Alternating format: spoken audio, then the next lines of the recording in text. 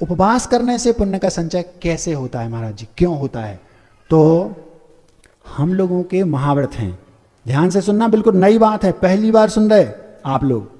उसमें उन्होंने एक 12 भेसु भिक्खु परमासु, जैसी आप लोगों की 11 प्रतिमा होती हैं, ऐसी हम लोगों की 12 प्रतिमा होती। तो महाराज जी जो हम लोगों की 11 है उसमें एक और जोड़ दो, ऐसी 12। ऐसी 12 नहीं, हम लोगों की 12 प्रतिमा अलग होती हैं।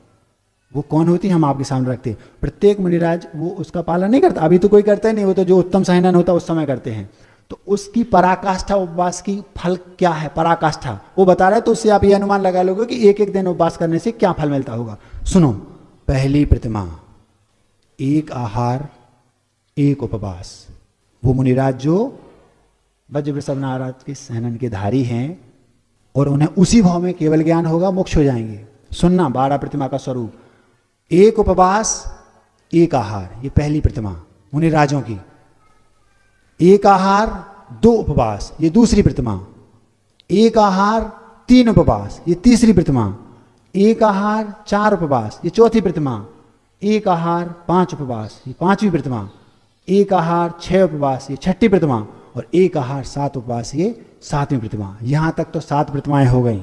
फिर 8वीं प्रतिमा, जो 7 उपवास किए थे उसके बाद जो पारणा करते थे उसको अब कम कर देंगे, ये 8वीं प्रतिमा। 9वीं प्रतिमा में केवल पारणा में 3 ग्रास। 10वीं प्रतिमा में केवल पारणा में 2 ग्रास। उपवास का क्रम तो वही चल रहा है, इतने उपवास और फिर पारणा।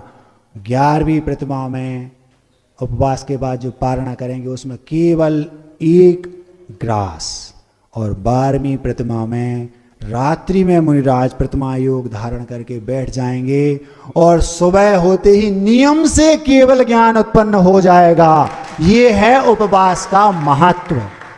नियम से उनको 12वीं प्रतिमा में रात्रि में प्रतिमा योग लगा के बैठ गए, नियम से केवल ज्ञान उत्पन्न हो जाएगा। सोचो ये कितनी बड़ी बात है। जब हमने पहली बार गुरुजी के मुख से सुना, भगवान केवल ज्ञान उत्पन्न होगा नियम से, ये कितनी बड़ी बात है।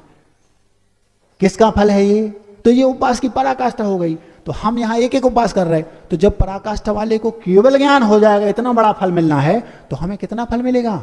इसलिए इससे बहुत तीव्र पुण्य संचय होता है। इन चारों कारणों से महान महान पुण्य संचय